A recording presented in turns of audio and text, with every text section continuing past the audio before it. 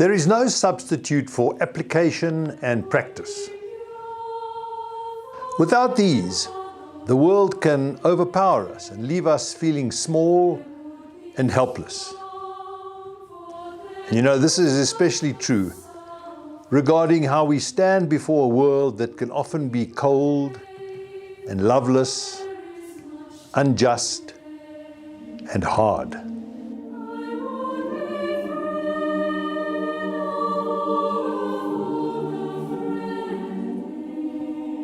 Take Russia's bully boy invasion of Ukraine on February the 24th.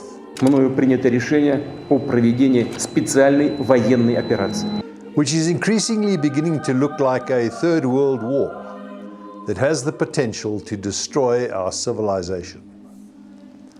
The Russian army performed poorly when it was ordered to attack its Ukrainian brothers. And yet, rather than blaming himself, Vladimir Putin seems to have gone literally mad. He has decided to punish Ukraine for standing up to him, and he appears to be acting without any constraint. He's throwing the entire Russian army into the battle and ignoring all the rules of war, not least by indiscriminately bombing the civilian population. Oh, you know, it's so easy to feel overwhelmed by your own powerlessness and seeming insignificance. What can you do personally in the face of all this evil? The powers of the world are so huge and universal, while you are so small and so limited. Well, my friends, whenever we feel discouraged and powerless in this way, I think that a really helpful icon can be Michelangelo's statue of David standing before Goliath. It's an archetypal image of how invariably good stands before evil, justice stands before violence, sensitivity before brute indifference, and tenderness before iron. David standing before Goliath is the perennial icon of how good and evil face off with each other in the struggle for life and death, and how in that struggle what is good and just and tender always looks hopelessly overmatched. Michelangelo was given a 14-foot block of marble that had been sitting in the courtyard of the Florence Cathedral for 40 years. It had been worked and abandoned by earlier artists because of problems with the stone.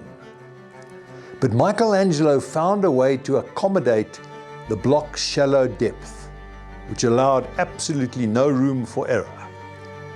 And the final product, the magnificent David, is a monument to hard work and artistic brilliance, but also to application and practice.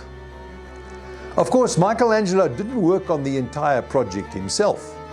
As with his Pieta and his other great masterpiece, the Sistine Chapel ceiling frescoes, several assistants worked alongside him. And it must be added, several of them quit, which was hardly surprising, since Michelangelo believed that bathing was bad for his health. And the whole team lived together in his small studio, sharing a single bed. Anyway, that's just an amusing aside. He lived to 89, so it must have worked. Let's get back to David. At one point in her history, Israel, who here represents God's cause, is in battle against the Philistines, who represent brutality, lack of justice, lack of feeling, lack of goodness, and lack of God, as the word Philistine still connotes. It's tempting today to substitute it with Russians, but let's not generalize. There's some very good Orthodox Christians. The Philistine champion is a giant, Goliath, a brute of unparalleled strength who has no feelings, no sensitivity, no goodness. He walks onto the battlefield clothed in iron, seemingly inanimate, sneering, arrogant, disdainful of all opposition. And on the other side stands Israel, intimidated in the face of this brute strength, knowing that among them nobody can fight Goliath on his own terms. And so, in typical Jewish fashion, they changed the terms. Instead of taking their strongest man, clothing him in iron and sending him out against Goliath, they send a young boy, David, with no armor at all. He goes out barefoot with only a slingshot, more a boy's toy than a weapon of war. And he cuts a pathetic figure. He walks onto the battlefield as a naive child, unsophisticated in war, someone not to be taken seriously. And that's also how Goliath sees him. Am I a dog that you come out against me with sticks? You're not an opponent even worth fighting. This is a joke, he says. Come over here and I'll cut off your head and feed it to the birds. Godless forces do not exactly cower when truth marches out to do battle against them. But we know the outcome. Don't waste my time, little boy. You're too young to die. I will fight you!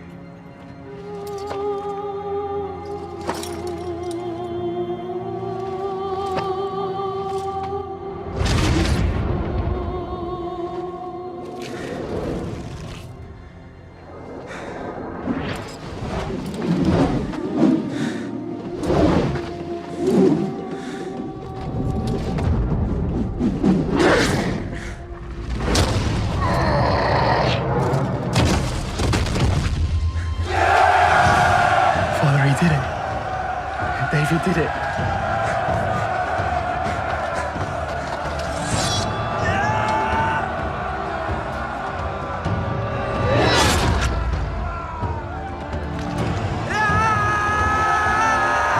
What's naive defeats what is sophisticated, and sensitivity proves more powerful than iron. My friends, there is a lesson for us all in this. This image, David standing before Goliath, the child before the giant, depicts how anyone who is a true defender of God's cause invariably stands before the world, hopelessly overmatched, looking naive, a child before an adult, bare skin against iron, a joke, someone not to be taken seriously. But victory belongs to the child. It's the giant that's vulnerable. It's iron that won't hold up, providing, of course, that the child has some smooth pebbles inside his or her shepherd's pouch. When David reaches into his shepherd's pouch and takes out a slingshot and a pebble, you can be sure that this was not the first time that he had done this. As a shepherd boy in the fields by himself, he would have spent countless lonely hours practicing with his slingshot, searching for just the right pebbles, and then palming these pebbles to know their exact feel, to give them the feel of his hand, to really make them his own. When he walked out to face Goliath, his weapons may have looked pathetic in comparison with his opponent's steel and iron, but he knew their exact feel. They were an extension of himself, and in this is the lesson. This weekend, when Tiger Woods was inducted into the World Golf Hall of Fame, he recalled how when he was a little kid, the local golf course would hold a junior tournament every Saturday, and he really wanted to compete in it. So I spent the week practicing at the park, right down the street. So my dog Boom Boom and I, which I named after Freddie, we'd go down to the park. I'd hit balls in the dark, in the grass, through trees, in the sand, through the hula hoops, everything, right? So my dog, I would only hit 2 golf balls. He would go lay down next to each one of them. Well, that's kind of how I learned how to play the game of golf. He hit thousands of balls until his hands bled, just so that he could play in those tournaments. And there was another problem. Well, playing at some of these golf courses, I was not allowed in the clubhouses where all the other juniors were. The color of my skin dictated that. One of the things that Dad had instilled in me is that he grew up in an era, same era as Charlie Sifford, and why my son is named after Charlie, is that you had to be twice as good to be given half a chance. And so that understanding and that drive, as Sam said, train hard, fight easy. And as he got older, that drove him even more. So as I was denied access into the clubhouses, that's fine. Put my shoes on here in the parking lot. I asked 2 questions only. That was it. Where was the first tee, and what was the course record? We took out a second mortgage so I could go out and play the AJJ Tour. Mom stayed at home, Dad traveled. And we went and played. I played the AJJ Tour on our second mortgage. So without the sacrifices of Mom,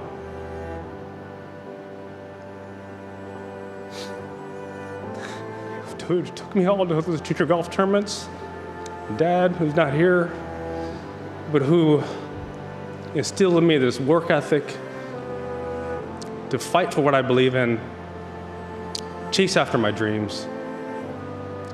Nothing's ever gonna be given to you. Everything's gonna be earned. If you don't go out there and put in the work, you don't go out and put in the effort, 1, you're not gonna get the results, but 2, and more importantly, you don't deserve it. You didn't earn it. And now with 82 PGA Tour wins, 15 of them majors, the World Golf Hall of Fame has lowered its minimum eligibility from age 50 to 45 in order to induct him as one of the world's greatest golfers, if not the greatest. Tiger and David are great examples of that old military dictum, train hard, fight easy. So whether you are a pianist, or a preacher, or a surgeon, or a taxi driver, or a commodities trader, maybe you're a chambermaid, or just a humble trust fund baby, the principle is exactly the same.